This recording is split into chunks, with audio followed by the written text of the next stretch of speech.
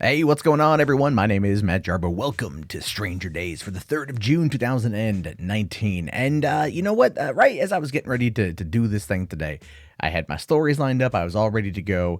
This little tidbit reared its ugly head, so to speak. And of course, we're looking at the thumbnail here. It's a boy with blue hair, gamer headset, and a gigantic stripe through him. What does it mean?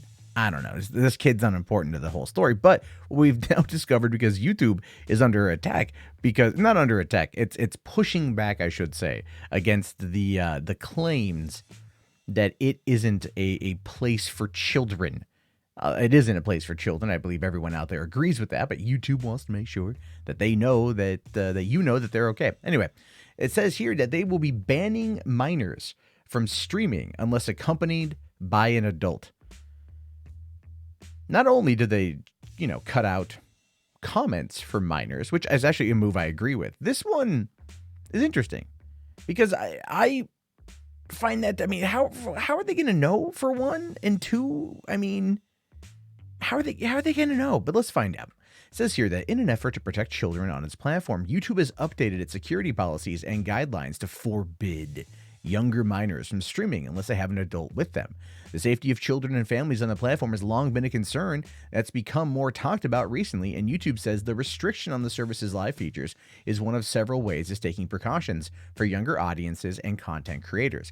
YouTube covered this latest measure and others in a blog post, which discussed what has and is being done to discuss YouTube's younger demographic. Well, I know I've said this, and I think other people have said this as well, that it might come a time when YouTube just needs to excommunicate children from the platform. If parents are running vlogs or whatever, or little videos, and kids appear in that, then that's one thing. But to give a channel to a child, or to, I don't know, I kind of go back to something like Ryan's Toy Blog, right? Or Toy Vlog, whatever that show is, that's worth $7-8 million a year or whatever. The kid makes a lot of money reviewing toys. And he's a child. Does it apply to them? And that's a whole big debate that's happening right now. But anyway, the blog post in question listed the restriction of live streams from younger minors as the first of several changes that have been made over the past few months. Well, the first of several changes. I'll be very curious to see what they do with that in the future. Unless they're being accompanied by an adult, younger minors, as the blog post describes them, will not be allowed to live stream any longer, and channels that violate this rule run the risk of having that live streaming privilege removed. But how many kids actually live stream? That is my question. How many kids actually live stream, and how many do it without a parent being around? You have to be 13 years or older to have an account. We know that there's a lot of kids who lie about that, and and YouTube knows they lie about it, their parents know they lie about it, and no one really seems to care. But how many times do you hear about children streaming? I'm not saying it doesn't happen. I'm saying that for me, it just feels like a bit of a foreign concept because I don't hear about it very often at all. Now, YouTube says, we've updated our enforcement of live streaming policies to specifically disallow younger minors from streaming unless they are clearly accompanied by an adult. Channels not in compliance with this policy may lose their ability to live stream. We've also launched new classifiers, machine learning tools that help us identify specific types of content on our live products to find and remove more of this content. This change follows a move from months ago where YouTube said that it would disable comments on tens of millions of videos featuring minors. This change was made to reduce the risk of exploitation when it comes to these younger YouTubers, though the post said YouTube acknowledges a concern that comes with removing the option to comment on a video. And yeah, getting rid of the comment section, I'm fine with. There are people out there that have been upset about this, but at the same time, it's there's really nothing else YouTube can do, except for maybe demanding that the parents actually pay closer attention to what their children do on this platform. But hey, that's asking a little bit too much, isn't it, folks? It's asking a wee bit too much these days. But really, the situation is one that I feel there's really no better way to handle it. When you talk about children on this platform, when you talk about children using YouTube, the question of safety and exploitation comes up. Are they safe? Will they be safe from exploitation? who's watching them. And the idea, and I think most reasonable, rational people out there would go, well, the parents should be watching them. And that's true. The parents should. But we don't always get that. We don't always get that. And then it comes to the company to try to step in and fix it. And the company is stuck because they're like, look, we have to address all of these things. We have to address all of these scenarios. We have to address all these tens of millions of videos and all these hundreds of thousands of creators. And this is what they choose to do. And this is what happens when people ruin it for everybody else. And this is just the start. There's going to be more restrictions coming down the pipeline in a multitude of ways. I think August is going to be like a real interesting period for YouTube because they're going to, and from my understanding, and I could be wrong, but based upon the thing with like the live subscription feed being gone away with, that API being gone away with, and a few other things, when August, like first couple of days of August roll around, we're going to see some massive changes when it comes to YouTube. And there's going to be a lot of people who are going to be really, really upset. Speaking of upset people, this is a story I came across, and one that I'm glad is finally getting the conversation, right? Female educators caught having sex with students more frequently, experts say. And I've talked about this for years. We hear about this now more and more and more and more and more. It's an epidemic of female educators caught engaging in sex with male students. And yet everyone out there just goes back to South Park and goes, nice. They do, even though it's a problem. Anyway, this particular article in question kind of jumps all over the place. It starts off talking about a few key examples, at least one specific key example of a female educator, mother of four, engaging in sexual acts with a few students. And then it goes on to say here that some have downplayed or even laughed off the seriousness of female educators having sex with teenage students, playing into the trope of hormone-driven boys lusting after the women at the front of the class. And it's funny that I read this article today because someone had posted a video clip of Smallville when Clark discovers his heat vision. And it's because there's a teacher during the sex ed class and she's hot and he's really attracted to her. And so then he heat visions all over the projector screen and it literally shoots out. It globs out on the screen and lights it on fire. It's not a direct blast. It was a spurt. And I'm all like, that's really on the nose. You guys equated his heat vision to premature ejaculation, or at least just regular ejaculation. But anyway, that is the trope of hormone-driven boys lusting after women at the front of the class. Well, the spoiler alert for this particular episode of a 15-year-old show is she's a succubus. Anyway, but many of the prosecutors and people who do work with the abuse say female teachers having sex with male students are doing just as much harm as their male counterparts who prey on girls, and they are. But no one ever talks about that because no one ever wants to look at boys as being the victims. They never, ever, ever do. Look at the Catholic Church, and I'll catch some crap for this one. But the Catholic Church time and time and time again abuses young boys, right? We always hear about that, but we never talk about the safety of the boys. No one ever brings it up. It's always about the priests, which it should be, but it's never about protecting the kids specifically. That never gets brought up. It's never used. Well, what about the boys? No one ever brings that up, and that's the reality. Now, nationwide, 10% of all students experience sexual misconduct by school employees, sometimes between kindergarten and the time they graduate from high school, according to a 2017 study funded by the U.S. Justice Department. It goes on to say that male abusers outnumber female, the study says, but the number of reports of female educators charged with sex abuse of students is rising, not necessarily because there are more women abusing children, but because they're getting caught, some experts say. Now, I'm wondering here if that is just the case, because I have noticed that there's been a slowdown of news surrounding male teachers engaging sex acts with female students. I've noticed that that's slowed down and that it has been increased more with women getting caught abusing male students. That comes up quite frequently. And so that's why I'm like, it's like an epidemic. Now, the study, again, it says that the male abusers are more, but the women are getting caught. Now, that's frightening in and of itself. No teacher should ever have sex with a student. They should not exercise that power over them. And, these things should be called out. They should be busted. However, the study does go on to talk about the types of abusers, and this is interesting. Now, Anna Salter, the psychologist and author who spent decades interviewing, studying, and writing about sexual predators, says there are generally three types of women who sexually abuse children. The first target preschool children, often their own, and the sexual abuse is often tangled up with sadistic violence. These women rarely get caught because the level of violence is so severe, the children are afraid to talk. That's frightening as all hell.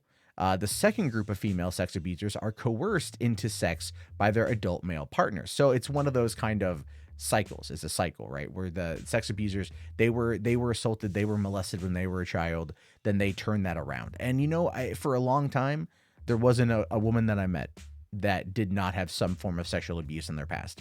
And I still think probably every woman that I meet probably does have that. And that is a shame. That's terrible. You'd never want that.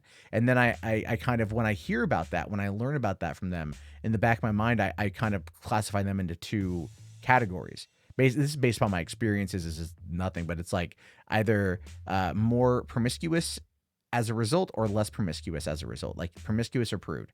And I know that's a really odd basis, but for comparison, and it's not in any way accurate, and it's probably completely just something I came up with when I was like a dumb teenager, thinking I was smarter than I am, and that clearly is always the case, that I'm not that smart. And that's kind of how I viewed it. I don't believe that's the case anymore, but this particular section does kind of seem to like hint at that being a thing. Anyway, I would love it for everyone who's ever been abused to get the help, the therapy that they need in order to live productive lives, because there is a part of you that's taken when that happens that you never get back, an innocence that is lost that you never get back, and it's a shame. It's terrible, and so there's that. Anyway, so the third and largest group of female abusers includes many teachers, coaches, and school employees who get caught, saying that they think they love the children. Often the women in the group of abusers are in their mid-30s, married, and have children, and that is true. It's always the weirdest thing for me is like I see these reports come out and I look at the specifics. I look at the specifics of what's being said. It's a mid-30s attractive woman, has 2 children, married or something like that, and yet she's engaging in sex acts with these teenagers. And it leads me to kind of question it, to ask myself the question, what was she like when she was a teenager around that age, when she was having her first sexual awakening?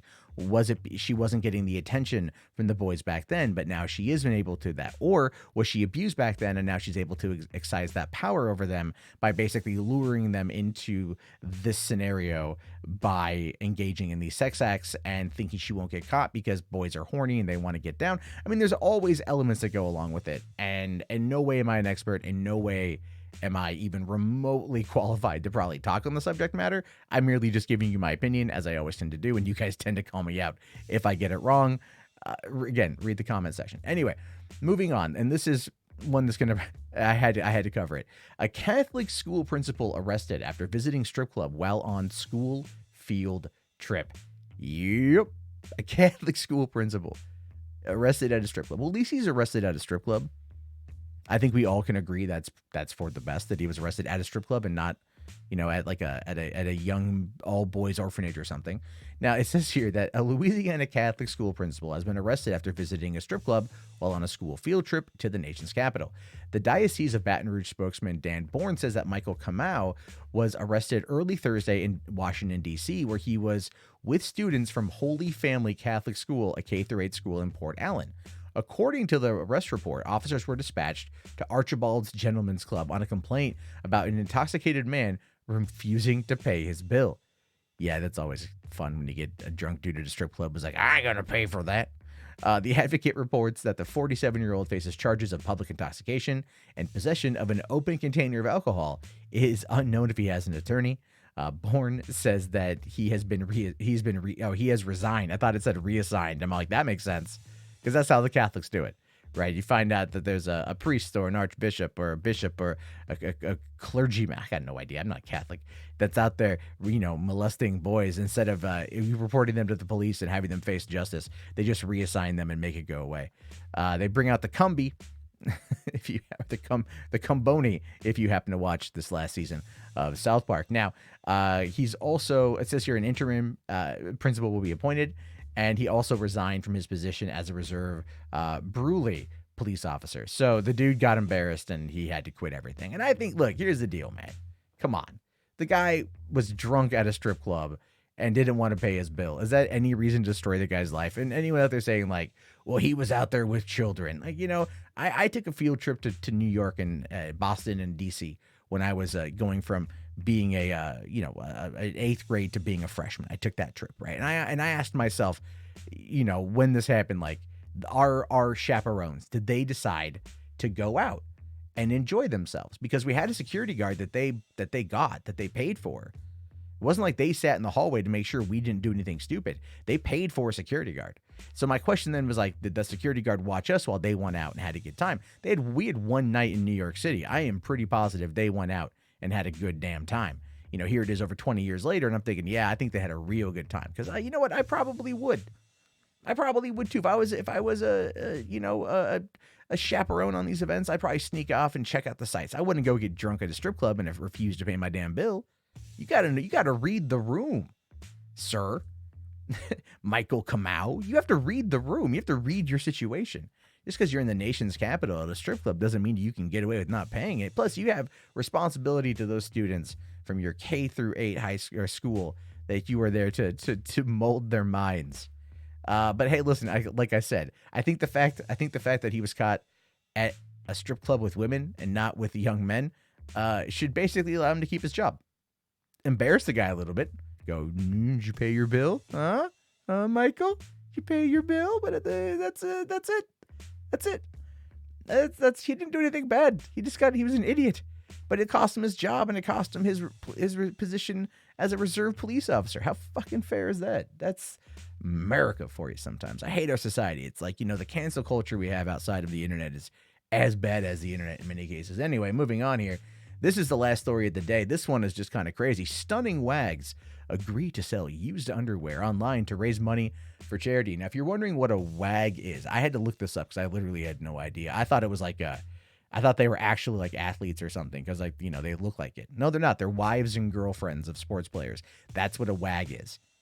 Yeah, that's not a derogatory term at all, right? That's their job. That's what they are. Anyway, Mira Zuber and Ina Aogo are taking leaves out of their husbands' books by revealing that they are prepared to play ball if they are helping a good cause. The models, who are the respective wives of Stuttgart stars Steven Zuber and Dennis Aogo, revealed that they are often pestered on Instagram to flog their dirty knickers.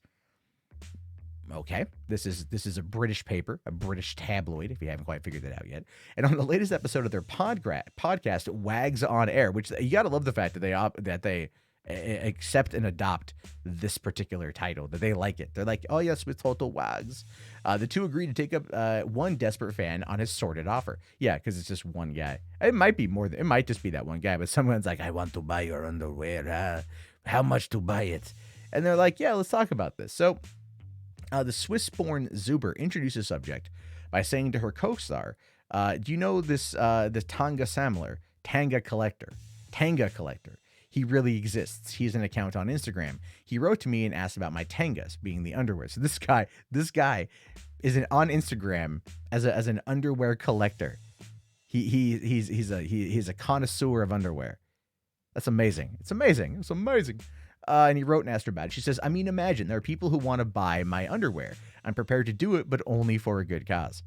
Why not just give okay, only for a good cause. Only for a good cause. Yeah, okay. All right, yeah. Okay, fine. I mean, look, the thing is, it's like they're married to these sports stars, and they're both attractive women.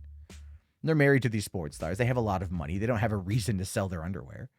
And if they wanted to give the money to charity, they could just give money to charity. You know what I mean? Like, this to me feels more like a power trip. This to me feels more like a power scenario of trying to, yes, I have this, I don't have a job. I'm the trophy wife of a sports star. And like, I'm not trying to like downgrade them or anything, but if, that's my interpretation of it. And then they go out and they're like, yes, but we can sell this. We can sell part of this, part of us, our dirty underwear, and sell it to this guy and then donate the money to charity. Just give the money to charity and wash your damn underwear. This to me, then, if they do that, and the article even says the husbands haven't been contacted for questioning it. And it probably was more of a joke than anything else. But if you do that, just admit what it is. Just admit that when you sell your underwear like this, what you're literally doing is just saying you want that control. You want that power. You want that feeling of sexual control, of attractiveness. That's what it says to me. That's what it says to me. And I guess, to be fair to the husbands on this one, it's probably better that they do that versus like having an affair. It allows them to still have that sexual power, and only really one dude is going to be getting off. But it's not like other people don't do this. It's not like you can't go and buy used underwear on the internet, you know. Like I once saw it wasn't Real Sex, but it was one of those offshoots of Real Sex on HBO where they talked to a dude who runs a company that sells used women's panties. And what it is essentially is that like the idea there is that the women get aroused and then they sell the underwear off and they have a website for it. And when that is no longer a thing, when the women can't emit the right secretion, you know, then they fake it by using a mixture of tuna juice and Tabasco sauce in order to recreate the scent of a woman. Hoo-ah, you know, like that's what they do. So hey, business idea there. If you want to jump on Instagram and sell tangas to people who are desperate for something that they'll never ever touch in real life, then there you go, folks. You heard it here, Stranger Days. That's it. All right. So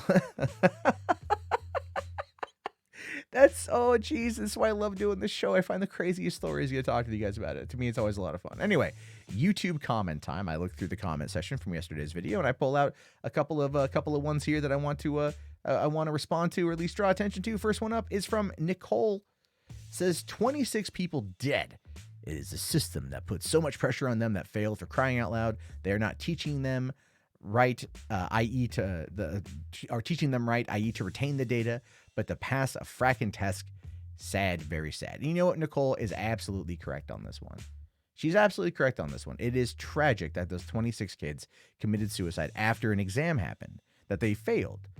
This exam is terrible, and the exam's trying to cover their ass. I talked about it yesterday. And it's just terrible stuff that happened. Unfortunately, this is the world we live in. So I'm hoping more people talk about that and talk to these kids about the pressures of the test taking, and that it's not the end of the world if you fail. It really, really, really isn't. And anyway, thank you for that, Nicole. Jerome here talking about Duterte. Says Duterte is many things: a tyrant, a despot, etc. But he's also a damn savage. He's a damn savage. He's known for giving people helicopter rides. This is the dude, by the way. I called him a dictator. Someone's like, he's not a dictator. He was elected. No.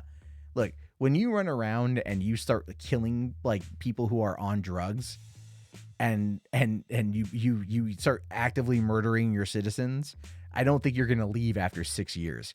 It's going to be like, you know, President Xi from whatever the hell is it, from China. Yeah, he was democratically elected and then went, you know what? I'm not done. I'm not done. I don't want to leave yet. I'm good. I'm good where I'm at. I want to be here. I'm having fun. And I'm going to be president for life. And no one challenged him on it. No one went to him and said, stop it, Winnie the Pooh. Stop it. They let him stay. And look, I'm not going to lie. I kind of wonder if that's going to happen here. If Trump doesn't win next year, is he going to leave?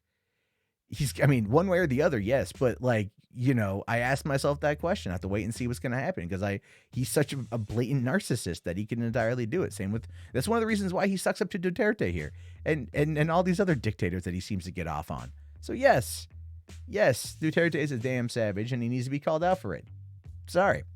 Anyway, Curtis here says the problem with Duterte's idea is beautiful women. I caught 7s and 8s all the time. But dimes know they're dimes and won't sleep with nickels. I will say that I've seen one person who is an actual marijuana addict, and when his weed was taken away, he got physically violent. 7s and 8s, I would argue, are predominantly kind of the average. It's not a bad thing. I tend to find a lot of women actually pretty beautiful, different ways. And yeah, the ones that are 10s, they know that they're 10s. It's one of the reasons why in Los Angeles, I like to make the joke that you've got the LA 10. And the LA 10 is, you know, what could be is like, it's a whole different category. An LA 10 is a whole different category. So like, let's say you've got a girl from Ohio. In Ohio, she's a 10. Whatever that means. I literally have no I can't give you like a metric to go by. But let's just say in her mind, in her experience, she's been like an Ohio 10. So she's like, I'm going to go to Los Angeles. She goes to LA and she ends up becoming like an LA 6. Not bad. Not top tier. You know what I mean? Like there's different, like there's grades of this kind of stuff. So I don't believe that has anything to do with rape, by the way, which is the entire point. But he also says here, but people who get their weed taken away get physically violent. I personally haven't seen that. I'm around a lot of stoners. They're pretty chill. They don't like it when their weed is gone, but they don't turn to koalas who haven't gotten the eucalyptus. They just get really pissy. If there's something else that's in the weed, I can see them being a thing. But then at the same time, like my uncle was a big pothead for a long time, and he has resorted to some things that you would look at as being kind of unscrupulous, I believe. Not so much like violence, but like manipulation in order to get money to go get more pot. And, you know, the last I heard, he's living in some park somewhere. I have no idea where he's at, but, you know, it's unfortunate. Not a bad dude, just made real bad choices, which can be said for anyone who's an addict. All right. So that actually wraps up today's episode of Stranger Days. I do appreciate you guys hanging out with me, going through these 4 stories. If you've made it this far, do me a favor, type YouTube into the comment section and leave a comment. God damn it. You want to get on the show tomorrow? Get on the show. Perhaps check out the Patreon page. Perhaps become a channel member. Perhaps turn off that pesky ad block. These videos don't get monetized, by the way, because I talk about obscene subject matter. YouTube is more often or not going to let me make any cash on these. So I do this for fun. I do this for you. I do this for me. I do this for us all. And I'll talk to you guys tomorrow. Have yourself a fantastic day, and peace out.